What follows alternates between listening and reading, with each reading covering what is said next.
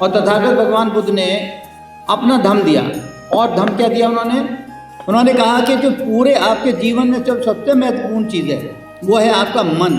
और अपने मन को अगर आप संतुलन में ले आते हैं, मन को आप कंट्रोल कर लेते हैं, आप सच्चरित हो जाते हैं, आपका मन अच्छा हो जाता है, तो आप वास्तव में निर्वाण प्राप्त कर लेंगे। उन्होंने भी अष्टांगिक मार्ग दिया। उन्होंने अष्टांगिक मार्ग क्या दिया? उन्होंने कहा आपकी सम्यक संकल्प होना चाहिए कि आप जब सुबह उठें और सोचें तो आप अच्छा सोचें कि मुझे आज ये अच्छे काम करने हैं। तो सम्यक का अर्थ है कि बैलेंस्ड, मिडवे। दूसरा उन्होंने कहा सम्यक दृष्टि की बात कही। सम्यक दृष्टि का मतलब क्या है कि जब आप देखें तो वो सम्यक रूप से देखें। सम्यक रूप से क्या देखें? आप दृष्टि तो मेरी भी वही है, आपकी भी वही है, लेकिन अंतर कहाँ है? अंतर इस बात का है कि अगर आप सड़क के किनारे एक व्यक्ति को खड़ा हुआ देखते हैं जो दृष्टि बाधित है और एक स्टिक लिए खड़ा है, सड़क पार करना चाहता है, लेकिन आवागमन वहाँ पर सड़क पे इतना है कि वो नहीं पार कर पा रहा। मैंने भी देखा, आपने भी देखा उसको। हम में से एक जने ने देखा और कहा अरे यार बेचारा, और अपने काम पे हम चले गए। हम में से ही दूसरे ने देखा और उसने अपना काम रोका। उसने कहा लो पहले मैं इसकी मदद करता हूँ, इसको सड़क पार कराता हूँ, और अपना काम रोककर उस व्यक्ति ने उसको सड़क पार करी। ये सम्यक दृष्टि है।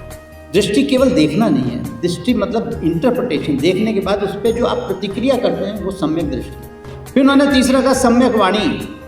सम्यक वाणी का अर्थ है कि जो आप बोलें संतुलित बोलें, कम बोले, अच्छा बोले, प्रिय बोले, ये सम्यक वाणी है।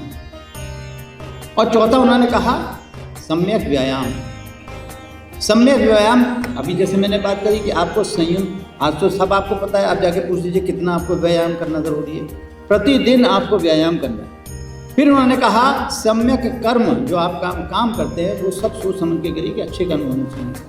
और अगला उन्होंने कहा सम्यक व्यवसाय, कि जब आप व्यवसाय करने के योग्य हो जाएं तो आप पैसा कमाइए। पैसा कमाना बुरा नहीं है, लेकिन उसको सम्यक रूप से कमाइए, उसको गलत तरीके से मत कमाइए।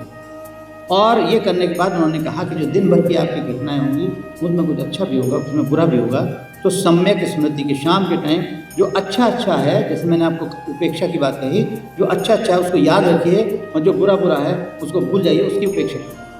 और फिर आप एक जगह बैठकर अपने चित्त को साधिए और मन को शांत करते हुए आप एक बिंदु लेकर अपने सांस को आगे पीछे आता हुआ देखिए, तो आपको इसको हम विपश्यना भी कहते हैं। तो ये मैंने आपको बताया कि किस प्रकार अपने शरीर को आप स्वस्थ रख सकते हैं, आप अपने मन को कंट्रोल में रख सकते हैं, और किस प्रकार आप उस सार्वभौमिक सत्ता को प्राप्त करने के लिए अपने चित्त को सच्चरित बना सकते हैं।